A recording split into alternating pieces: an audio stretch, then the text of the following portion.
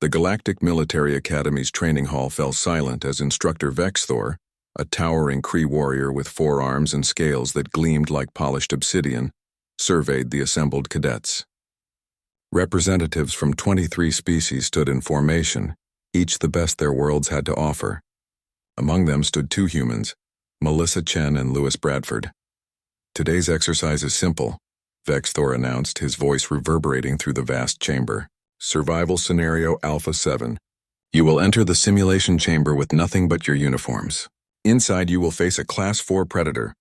Your task: improvise a weapon from your environment and neutralize the threat. You have 30 seconds once the simulation begins." The Xanthari cadet beside Melissa clicked his mandibles nervously. The Phyraxian shifted her crystalline body, light refracting anxiously through her form. Even the usually confident Draxan warrior looked uncertain. Melissa glanced at Louis, who stood with his hands casually in his pockets, a slight smirk playing at the corner of his mouth. She knew that look. He was already planning. "Who volunteers first?" Vexthor asked. Louis raised his hand immediately. "I'll go, sir." Vexthor's three eyes narrowed with what might have been approval. "Very well, Cadet Bradford. Step forward." The simulation chamber's doors hissed open, revealing a jungle environment, thick vegetation, scattered rocks, fallen branches, and various debris. As Louis stepped inside, the other cadets gathered around the observation screens. "Begin simulation," Vexthor commanded. A holographic timer appeared. 0030. The jungle erupted with a terrifying roar as a Krath beast materialized, 12 feet of muscle, claws, and teeth. Most cadets would have spent precious seconds panicking or running. Louis did neither. His hands moved with practiced efficiency. He grabbed a sturdy branch, tested its weight in 2 seconds, then discarded it. Too slow. He snatched a jagged rock, wrapping his jacket sleeve around his hand to create a makeshift handle. Weapon 1. He wedged 2 sharp stones into his belt. Weapons 2 and 3. A length of vine became a garrote. Weapon 4. The timer read 0.20. Louis was just getting started. He snapped a branch into 3 pieces, each with sharp points. Weapons 5, 6, and 7, throwing spears. He found a cluster of fist-sized rocks and loaded them into his shirt, which he'd quickly converted into a sling. 8 through 15. A piece of metal debris from the environment became a crude blade when wedged into a split branch. Weapon 16. "Impossible," whispered the Xanthari cadet. "He's barely looked at the predator." Melissa smiled. She'd seen Louis in action before. This was what humans did best: adapt, improvise, overcome. Curtain. Louis fashioned a tripwire from vines. Weapon 17, a trap. He created a weighted net from his undershirt and more vines. Weapon 18.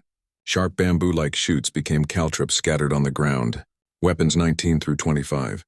2 heavy branches positioned as clubs. 26 and 27. The Krath beast charged 05 Louis. Grabbed a handful of dirt and seeds, blinding agent, and distraction. 28. He wrapped a stone with cloth for a bola.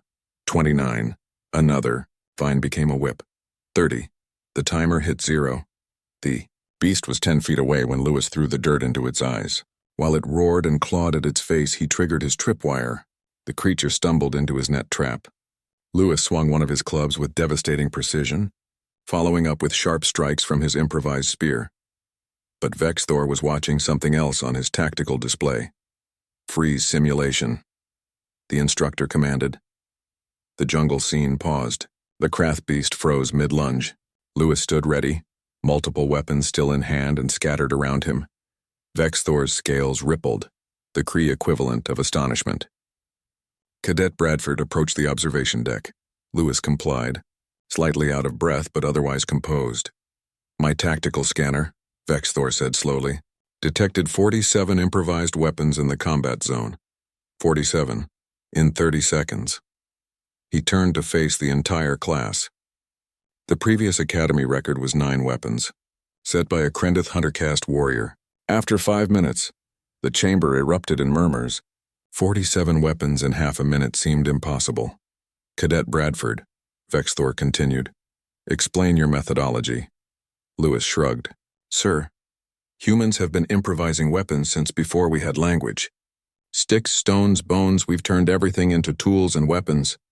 It's not special training. It's just What we do. I saw the environment and immediately categorized everything by function. Blunt weapons, sharp weapons, ranged weapons, traps, distractions. Then I grabbed what I could reach while moving toward defensive positions.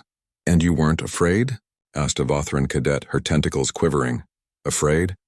Lewis considered this. "Sure, fear is useful. It sharpens focus, but panic is the enemy. Humans learned a long time ago that when you're facing something bigger, stronger, or faster, you need to be smarter and more creative." Vexthor nodded slowly. "Cadet Chen, you're next." Melissa stepped forward confidently. The other cadets watched with newfound respect and wariness for the human species. The simulation reset. Melissa entered the chamber. "Begin simulation." The Krath beast materialized again. Roaring its challenge, Melissa moved like water, flowing through the environment with different but equally efficient movements. Where Lewis had been methodical and rapid, Melissa was fluid and strategic. She created a spear with a fire-hardened tip by quickly starting a friction fire, something that took other species' specialized equipment to achieve. She fashioned a bow and arrows from flexible branches and vine fiber. She built a deadfall trap using balanced rocks. She even created a primitive but functional sling that could hurl stones with lethal velocity.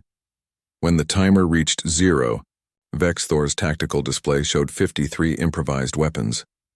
The instructor's scales rippled again, more pronounced this time. He looked at the two humans with something approaching awe. "I understand now," Vexthor said quietly, "why your species went from stone tools to spaceflight in mere millennia. Why you survived ice ages, predators, diseases, and even each other." He addressed the entire class. "The humans call it necessity is the mother of invention. When they need a weapon, they don't just find one. They see weapons in everything." A Draxan cadet raised his armored claw. "But sir, this means in any environment, humans are always armed."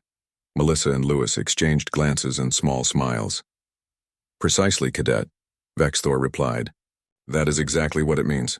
And that is why, despite being physically weaker than most of you, despite having no natural armor, claws, or venom, humans are never to be underestimated." He paused, letting the lesson sink in. They don't need to be the strongest or the fastest. They see possibility where others see obstacles. They see weapons where others see rocks and sticks. As the class dispersed for the next exercise, whispers followed the two humans. The galaxy had many warrior races, many species with natural advantages in combat. But humanity had something else entirely, a creativity born from vulnerability, an adaptability forged in the crucible of survival against impossible odds. In the cafeteria later, a crowd of alien cadets surrounded Melissa and Lewis, asking questions, wanting demonstrations, seeking to understand this peculiar human talent. Lewis picked up a food tray, a fork, and a napkin. "Well," he said with a grin, "let me show you 12 ways these could save your life." Melissa laughed, shaking her head. That was so typically human, turning lunch into a survival lesson. And somewhere in the Academy's administrative offices, Instructor Vexthor filed a report that would ripple through military academies across the galaxy. Recommend all combat instructors receive training in human improvisation techniques. Species assessment, humanity, armed even when unarmed. The end.